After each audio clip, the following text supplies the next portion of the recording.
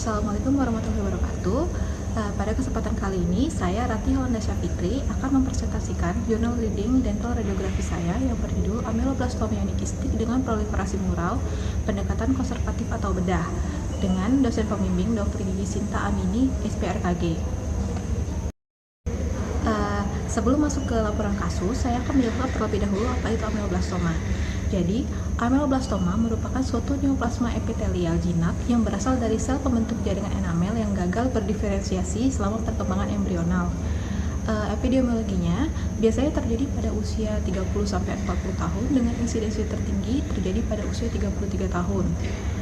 Tidak memiliki predileksi usia dan tidak memiliki predileksi jenis kelamin, dan paling sering terjadi pada postural mandibula dan berhubungan dengan gigi yang impaksi. Untuk etiologinya sendiri, ameloblastoma ini penyebabnya belum diketahui dengan jelas. Namun beberapa ahli menyebutkan ameloblastoma berasal dari sel pembentuk enamel dari epitel odontogenik yang gagal mengalami regresi selama perkembangan embrional.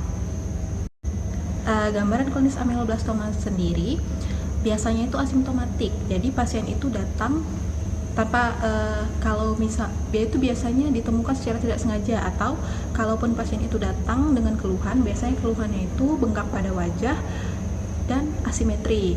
Nah, lalu ameloblastoma ini juga tidak disertai dengan rasa nyeri. Biasanya kalau ada rasa nyeri itu berarti ada infeksi sekunder, dan secara klinis dia akan menyebabkan pergerakan dan pergeseran gigi, resorpsi akar gigi, dan kegagalan erupsi gigi.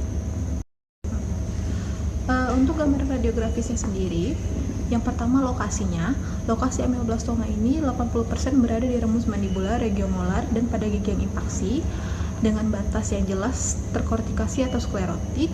Struktur internalnya bervariasi dari radiolucent hingga mix karena terdapat septa-septa pada lesinya, dan efeknya itu akan menyebabkan resorpsi akar, displacement gigi di sebelahnya, dan juga ekspansi pada tulang rahang. Nah, untuk diagnosis bandingnya, ameloblastoma ini ada 3. Yang pertama, kista dentigerous, lalu odontogenic keratosis, dan kista residual. Yang pertama, kista dentigerous. Jadi persamaan kista dentigerous dengan ameloblastoma itu adalah yang pertama, keduanya merupakan lesi radiolucent unilokuler yang berbatas jelas terkortikasi dan sering ditemukan pada daerah molar ketiga yang mengalami impaksi di daerah mandibula. Lalu sama-sama dapat menyebabkan resorpsi akar dan migrasi gigi yang berdekatan dan juga asimptomatik. Namun yang bisa menjadi perbedaan, yang pertama itu biasanya kista dentigerous mengelilingi mahkota gigi yang impaksi dan melekat dari CEJ. Jadi dia itu kayak dari CEJ terus mengelilingi mahkota. Nah, kalau misalnya ameloblastoma itu mengelilingi seluruh gigi, jadi dari akar ke mahkota. Nah, lalu untuk perbedaan yang kedua, batas tepi dari kista dentigerous berbentuk sirkular, sedangkan pada ameloblastoma berbentuk scallop. Lalu untuk diagnosis banding yang kedua itu ada odontogenic keratosis, di mana sama-sama biasa ditemukan di daerah posterior mandibula. Lalu kedua lesi ini sama-sama berupa lesi unilokuler atau multilokuler dengan adanya septa-septa dan juga asimptomatik. Nah, untuk perbedaannya, biasanya septa pada ameloblastoma ini lebih jelas daripada pada odontogenic keratosis. Sedangkan perbedaan yang kedua adalah pada odontogenic keratosis, lesinya itu berkembang ke arah internal. Sedangkan pada ameloblastoma, ekspansi atau perkembangan lesinya itu ke arah bucolingual dan inferior border mandibula, jadi ke arah bawah, ke arah inferior.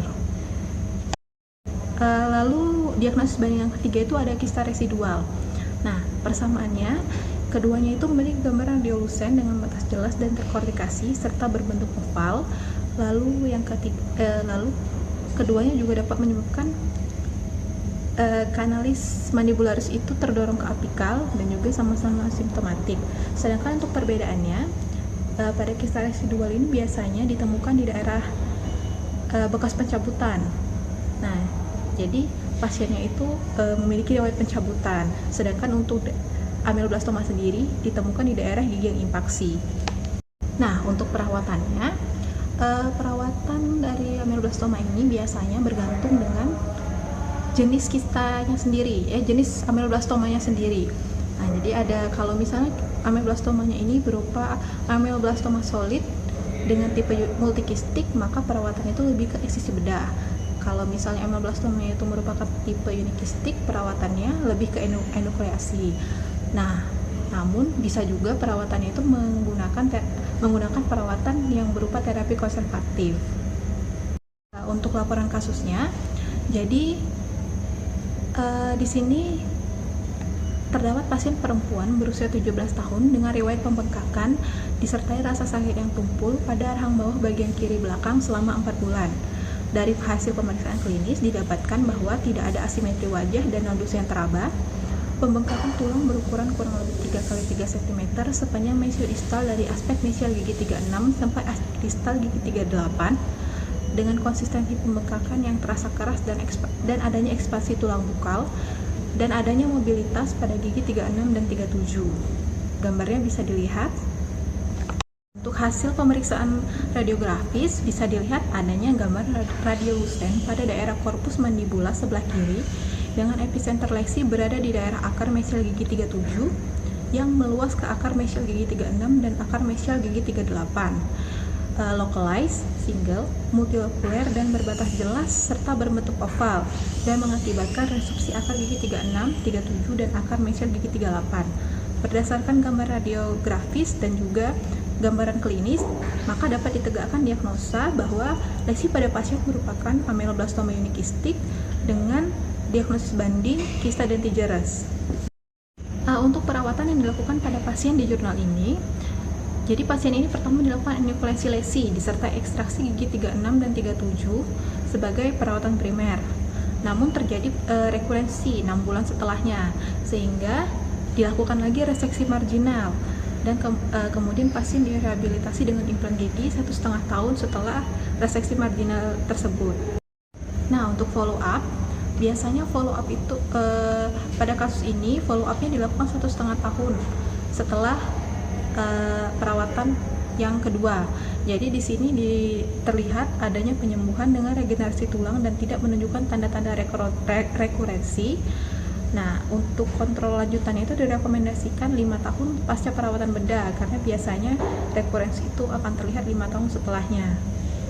Jadi kesimpulannya, berdasarkan gambaran klinis dan gambaran radiografis, pada kasus ini, radiodiagnosisnya dapat ditegakkan berupa ameloblastoma unikistik karena adanya gambaran radiolucen pada daerah korpus mandibula sebelah kiri dengan epicenter lesi berada di daerah akar mesial gigi 37 yang meluas ke akar gigi mesial 36 dan akar mesial gigi 38. Localized, single, multilokuler dan berbatas jelas, berbentuk oval dan mengakibatkan resorpsi akar gigi 36, 37 dan akar mesial gigi 38.